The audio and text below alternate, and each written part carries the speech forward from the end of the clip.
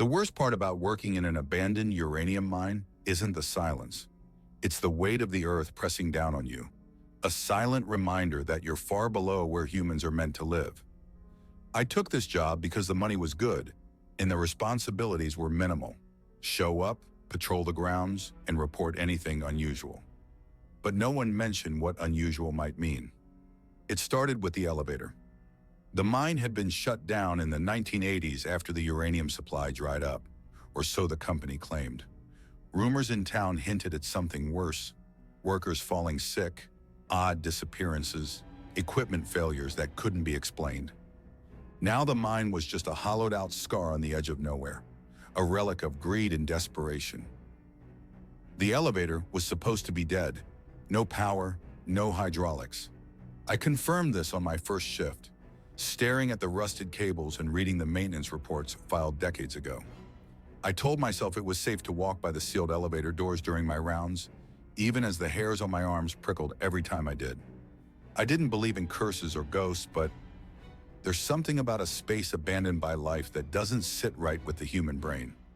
Then, one night I heard it, the faint rhythmic groan of cables turning, of machinery coming to life. I froze, my flashlight beam bouncing along the corridor's craggy walls. For a long moment, there was nothing but my breathing. The sound amplified in my own ears. But the groan came again, unmistakable this time. My flashlight flicked to the elevator shaft. The doors stood closed, but the faint hum of movement reverberated through the steel. There was no power in the mine. At least there wasn't supposed to be. I took a hesitant step toward the elevator.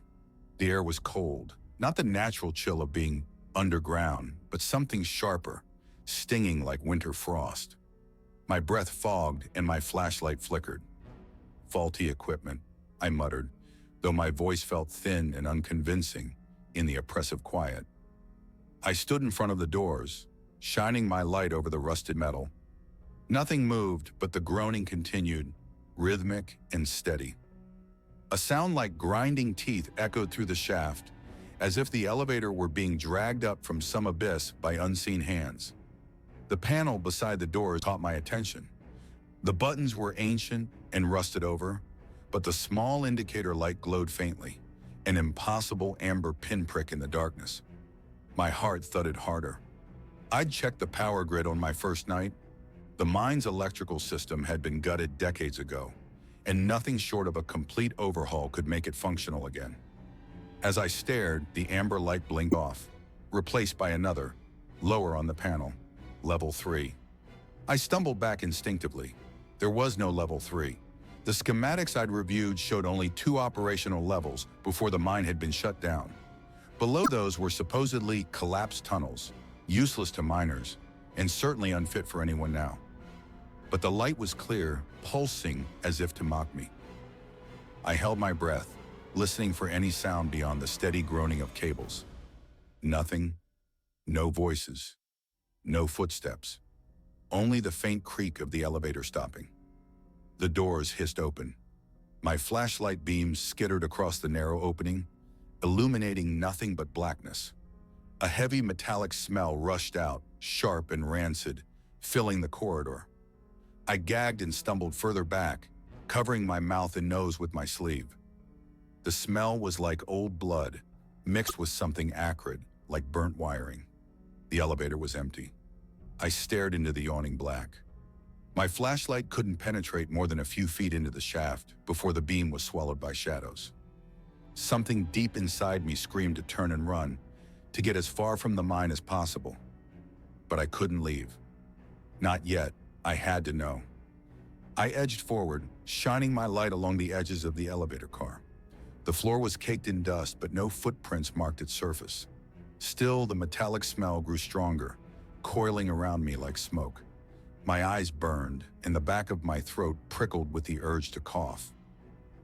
A cold gust of air swept up from the shaft, carrying with it a faint sound. At first, I thought it was static, just the hum of the mine settling. But the longer I listened, the more it sounded like something else. A voice, whispering. I swallowed hard and leaned closer, my flashlight trembling in my grip. "Hello!" I called, my voice cracking. The whispering stopped. Then, from deep within the shaft, came a reply. A single guttural word, distorted like an old radio transmission. Come. The word hit me like a physical blow. I stumbled back, my flashlight beam swinging wildly. My instincts screamed to flee, to abandon the shift and never come back. But as I backed away, something glinted on the floor just beyond the elevator's threshold. It was small, shiny, and strangely clean against the dusty surface. I hesitated, then crouched, keeping my light trained on the shaft as I reached for the object. My fingers brushed cool metal, and I picked it up. A key. It was old, heavy, and stamped with a symbol I didn't recognize. A simple triangle encased in a circle. Before I could examine it further, the elevator doors slammed shut with a deafening clang. The sound reverberated through the corridor, rattling the steel beams and shaking the floor beneath me. I staggered back, clutching the key like a lifeline. The faint hum of movement started again, and I watched, frozen, as the indicator light flickered to life. The elevator was descending. I stood rooted to the spot, watching the indicator light flicker lower. Level 2, Level 1, ground level. Before it finally went dark, the oppressive silence that followed felt heavier than the grinding of the elevator ever had. My fingers tightened around the key. It felt wrong in my hand, as though it carried a weight far greater than its size. The triangle and circle symbol etched into the metal shimmered faintly in the beam of my flashlight, like it was catching a light that wasn't there. I shoved it into my pocket, unsure if I wanted to keep it close or throw it away. The corridor seemed longer now, darker, as if the shadows had stretched in my moment of distraction. My breathing felt too loud in the stillness, but I couldn't bring myself to move just yet. I trained my flashlight on the elevator doors again, half expecting them to creak open or the amber light to flicker back to life. Nothing happened. After what felt like hours, I forced myself to continue my patrol. My footsteps echoed too loudly on the cracked concrete floor, each one a reminder that I was alone down here. Alone, except for whatever had whispered from the elevator shaft. I told myself I'd imagined it, that it was some trick of the mind, amplified by the cavernous acoustics of the mine. Maybe a bat or some other small animal had found its way into the tunnels. That thought gave me enough courage to keep moving. The rest of my shift passed without incident, though I couldn't shake the feeling of being watched. The sensation grew stronger as I neared the end of the patrol route, where the mine's administrative office stood, its glass-paneled door smudged with decades of grime. I tried to avoid looking through the glass, afraid of what I might see reflected there. Back at the security office, I logged the incident in the report log as equipment malfunction, omitting the whispers, the smell, and the key. I didn't know why I was lying, even to myself, but the thought of someone asking me to explain those details made my stomach churn. I shoved the logbook aside and sank into the office chair, my eyes glued to the grainy feed from the security monitors. They didn't show much. The cameras lining the main tunnels and elevator shaft were ancient, their footage riddled with static. But as I scanned the feeds, I froze. One camera, aimed at the lower levels, showed something strange, a faint, rhythmic movement in the shadows. At first, I thought it was just interference, but the longer I stared, the more distinct it became. It was light. Small, flickering pinpricks of light moving in unison, like fireflies. They swayed gently, forming a line that stretched deeper into the tunnel and out of the camera's view. The timestamp on the footage caught my attention, 3:33 a.m. I glanced at the clock on the office wall. 3:35 a.m. My mouth went dry. The lights on the monitor disappeared. I stared at the screen, willing them to return, but the static overtook the feed, making it impossible to see anything. My heart hammered in my chest. I had 2 hours left on my shift, 2 hours in this place, alone with that key burning a hole in my pocket. The rest of the shift passed in a haze. I forced myself to stay in the security office, resisting the urge to check the elevator again. Whatever had happened earlier, I didn't want to provoke it by going back.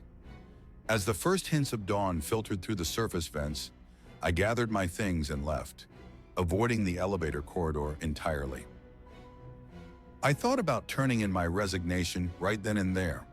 The job wasn't worth the growing knot of dread that had taken root in my chest. But something about the key nagged at me. It was still in my pocket, heavy and cold, as though it had become a part of me. I didn't know what it unlocked, but I felt certain it wasn't just a coincidence. The next night I returned. I came back the next night against my better judgment. Something about the key and the elevator had wormed its way into my thoughts, growing louder the longer I tried to ignore it. I told myself I was coming back for closure, to prove to myself that what I'd experienced had a logical explanation. The truth was harder to admit. I couldn't let it go. When I arrived, the mind felt different. The silence wasn't just an absence of sound, it was oppressive, like a living thing pressing in from all sides.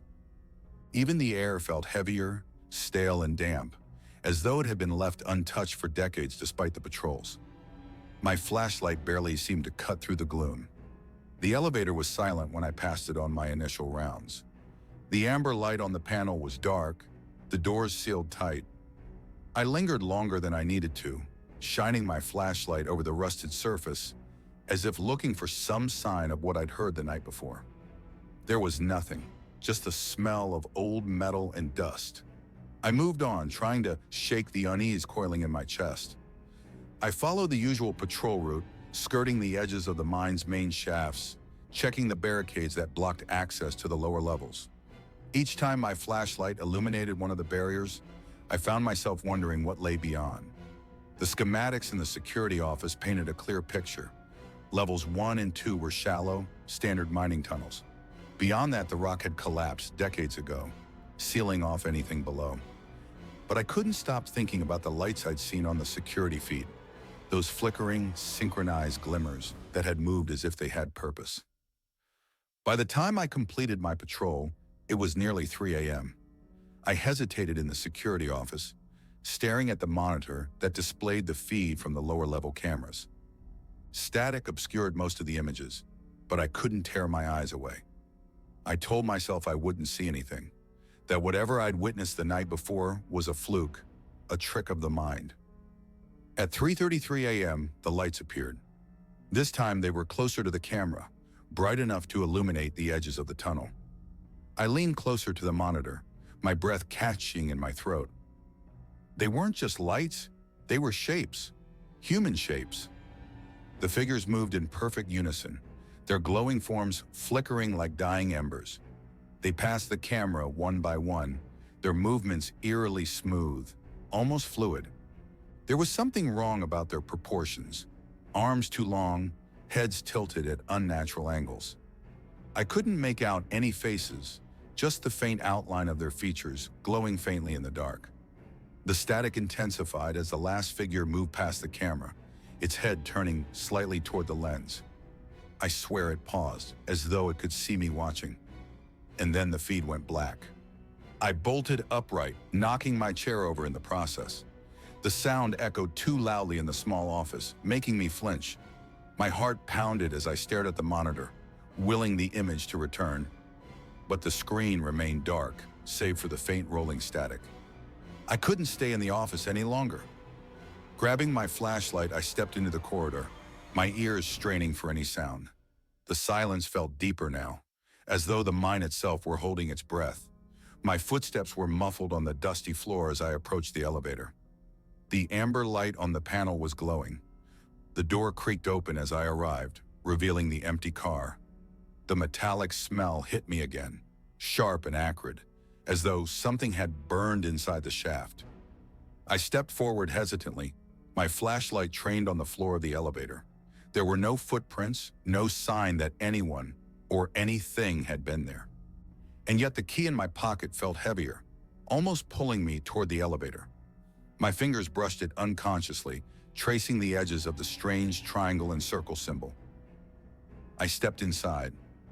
The doors slid shut behind me with a metallic groan, trapping me in the stale air. For a moment, I was enveloped in total darkness. Then the panel lit up and the elevator began to move, downward.